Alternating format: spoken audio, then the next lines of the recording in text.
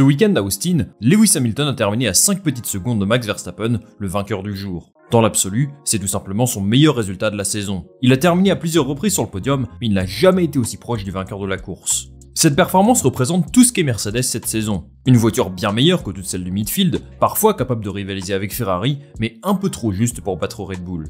Lewis Hamilton aurait pu décrocher sa première victoire de la saison aux États-Unis, mais il n'avait pas la monoplace pour le faire. Car même avec un pit stop raté, une anomalie chez Red Bull, Verstappen n'a eu aucun mal à prendre le dessus sur son adversaire à quelques tours de la fin. Il faut quand même mentionner qu'Hamilton était sur une stratégie pneumatique différente et qu'il ne lui restait plus de pneus médium. Toujours est-il que Mercedes est encore loin du compte et les opportunités de remporter une course s'éloignent petit à petit. C'était pourtant l'un des objectifs annoncés par Toto Wolff il y a quelques semaines, qui misait gros sur ce Grand Prix des États-Unis. Mercedes est certainement déçu de ce résultat, mais je pense qu'il est porteur d'espoir. Les flèches d'argent ont reçu un certain nombre d'évolutions aérodynamiques ce week-end qui devaient leur permettre de passer un palier. Si tout n'a pas fonctionné comme ils l'avaient prévu, il faut se rappeler que l'objectif de ces évolutions, c'est de tout faire pour qu'en 2023, Hamilton et Russell puissent se battre pour la victoire chaque week-end. Alors quelles sont les évolutions apportées par Mercedes ce week-end et surtout, ont-elles marché ?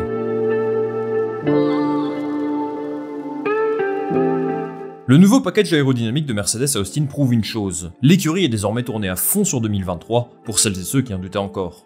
Après tout, ils n'ont plus rien à jouer. Ferrari a une avance d'un peu plus de 50 points, donc à moins d'un fiasco total, je ne les imagine pas perdre leur deuxième place au classement constructeur. Enfin, vu les disaster class qu'ils nous ont sortis cette saison, ce scénario n'est pas non plus totalement à exclure. Concrètement, une victoire cette saison relèverait plus du prestige qu'autre chose. Ça n'enlèvera pas la déception des fans de Mercedes, habitués à jouer la victoire chaque week-end.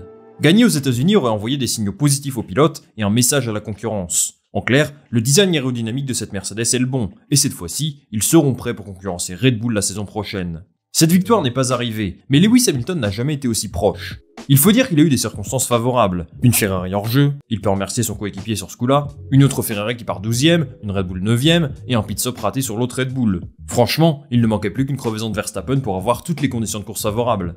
Bon, tout ça ce sont des éléments extérieurs qui ne le concernent pas, et ça n'enlève en rien sa très bonne course. Malgré ça, la victoire était proche, et pourtant si loin. Il y a quand même du positif à tirer du week-end de Mercedes. Grâce à ce Grand Prix à Austin, on comprend aujourd'hui dans quelle direction ira le développement de la voiture en 2023. Dans un document publié par la FIA vendredi, on apprend que Mercedes a apporté 4 évolutions sur sa voiture. On note d'abord des évolutions sur l'aileron avant. Mercedes qualifie ça de mise à niveau de performance pour améliorer le traitement du flux d'air. En plus de ça, il y a eu quelques modifications mineures sur les extrémités de l'aileron avant, qui permettent une meilleure circulation du flux d'air vers l'aileron arrière et optimisent la gestion des pneumatiques. Ensuite, on passe sur l'aileron arrière. On note des changements sur la dérive latérale de l'aileron. La dérive latérale, qu'on appelle aussi end plate en anglais, c'est cette partie de l'aileron arrière que vous voyez à l'écran. Celle-ci génère davantage de charge aérodynamique et s'adapte plus facilement aux changements en piste, température, météo, dégradation de la piste, etc. Enfin, et ce sont les évolutions les plus importantes, il y a eu un sacré boulot au niveau du plancher et de ses extrémités. L'équation n'est pas facile, mais pour faire simple, Mercedes souhaite améliorer la qualité du flux d'air vers l'aileron arrière de la voiture, le tout sans que le diffuseur perde en performance. En outre, Mercedes a également cherché à réduire le poids de sa monoplace. Depuis le début de l'année, le poids de la W13 est un gros problème, c'est le cas de le dire. Pour rappel, les F1 version 2022 doivent respecter un poids minimum de 798 kg. À certains moments, la monoplace de Mercedes était en surpoids de 10 kg, ce qui en faisait l'une des voitures les plus lourdes du plateau. La W13 a perdu du poids ce week-end, ce qui lui a permis d'améliorer son rythme de course. Pour autant, il y a toujours un déficit de performance par rapport à Red Bull, et aussi par rapport à Ferrari dans une moindre mesure, mais ça se voit surtout en qualif.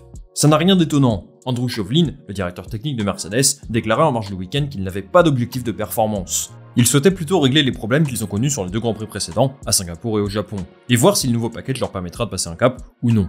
Le bilan d'après-course de Mercedes est mi-figue mi-raisin. D'un côté, ils sont satisfaits du rythme affiché par la monoplace, mais de l'autre, ils trouvent qu'elle est encore trop compliquée à prendre en main pour les pilotes. Il y a des progrès, et les évolutions aérodynamiques fonctionnent, mais elles sont encore insuffisantes pour retrouver la première place du podium. Pour autant, Toto Wolff et son staff se veulent optimistes pour le reste de la saison et sont convaincus de pouvoir gagner. Alors, qu'en sera-t-il cette année? Et surtout, ce nouveau package aérodynamique est-il annonciateur d'un futur meilleur en 2023?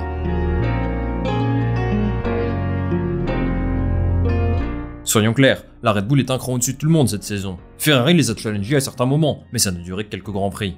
Mercedes n'a jamais été une menace réelle et s'est souvent contenté de podiums qu'on pourrait qualifier d'heureux, profitant de contre-performances et d'erreurs de Carlos Sainz et de Sergio Perez notamment. Pourtant, Verstappen a dû s'employer ce week-end pour venir à bout de Lewis Hamilton, nous rappelant leur magnifique duel de l'année dernière. Mais est-ce que ce genre de performance peut se reproduire cette année, à 3 grands prix de la fin de la saison? Comme je le disais en début de vidéo, Lewis Hamilton s'est retrouvé dans cette position de leader du Grand Prix grâce à beaucoup de faits de course. Pour autant, je pense qu'il avait une vraie carte à jouer. C'est dommage qu'il n'ait pas eu l'opportunité de chausser les pneus médiums sur son deuxième arrêt. Ça aurait peut-être pu lui donner un autre résultat. C'est ce que dit Toto Wolff, qui confirme que la victoire aurait été possible avec les médiums selon les données de l'écurie. Bien entendu, impossible de vérifier ça aujourd'hui. Ce qui est sûr, c'est que Mercedes a encore un certain nombre de problèmes à régler pour revenir au niveau de Red Bull, à commencer par sa vitesse en ligne droite. À Austin, la différence avec Red Bull était flagrante. Dans la grande ligne droite du secteur 2, Hamilton perdait 3 ou 4 dixièmes sur Verstappen. C'est vraiment conséquent, et ça, sans DRS. D'ailleurs, il savait très bien qu'il allait se faire dépasser à la fin de la ligne droite. Avec le DRS, le dépassement était tout simplement inévitable. Mais pour moi, le problème principal de Mercedes est qu'ils ne savent jamais quelle configuration aérodynamique adopter. Par exemple, au Japon, ils ont opté pour un aileron arrière à fort appui aérodynamique, ce qui a considérablement réduit leur vitesse en ligne droite. Leur plus grosse faiblesse, ce n'est pas leur monoplace, mais bien leur incapacité à comprendre quels composants sont les plus performants chaque week-end. En plus de la vitesse en ligne droite, Mercedes devra trouver plus d'appui aérodynamique sur les zones à faible traînée, pour gagner en compétitivité dans les virages, en particulier ceux à basse vitesse. Tout ça étant dit, l'objectif de victoire de Toto Wolff n'a jamais été aussi réaliste qu'aujourd'hui. Il reste 3 grands prix à disputer, au Mexique, au Brésil et à Abu Dhabi. Le Grand Prix du Mexique constitue une bonne opportunité de décrocher une victoire pour Mercedes. C'est un circuit qui convient plutôt bien à la voiture, ils ont une carte à jouer là-bas. Le problème, c'est qu'ils sont quasiment tout le temps en difficulté sur les circuits qui doivent convenir à leur monoplace. On a l'impression qu'il y a des problèmes à chaque fois et qu'ils ne comprennent pas trop d'où ça vient. Alors du côté du staff de Mercedes, on se veut prudent. S'ils améliorent un chouïa leur rythme en qualif, leur nouveau package peut leur permettre de jouer avec Ferrari à minima. Verstappen et sa monoplace ont l'air d'être un niveau au-dessus quand même. La victoire semble difficile, même si elle n'est pas complètement inenvisageable. Sur les 3 grands prix restants, je pense qu'ils seront en mode test pour la saison prochaine. Dans tous les cas, la 3ème place au constructeur est sécurisée, et la 2ème place est presque inaccessible, à moins d'un double DNF de Ferrari sur plusieurs courses, et encore. Dans tous les cas, la saison de Mercedes va se terminer avec beaucoup de regrets et une déception certaine. Mais tout porte à croire que l'année 2023 sera bien meilleure. D'abord, malgré tous les problèmes qu'ils ont pu rencontrer cette année, je trouve le bilan comptable plutôt bon compte tenu du niveau de la monoplace. Souvenez-vous qu'en début d'année, Lewis Hamilton sortait en Q1 en Arabie Saoudite, ils reviennent de très loin. Ces bons résultats parfois opportunistes, Mercedes les doit à 2 choses. La fiabilité de sa monoplace et le talent de son staff. C'est une chose déjà acquise pour 2023. Les flèches d'argent sont super fiables et je ne vois pas pourquoi ça changerait l'an prochain. C'est une garantie de plus que Ferrari par exemple, qui a encore beaucoup de chemin à faire.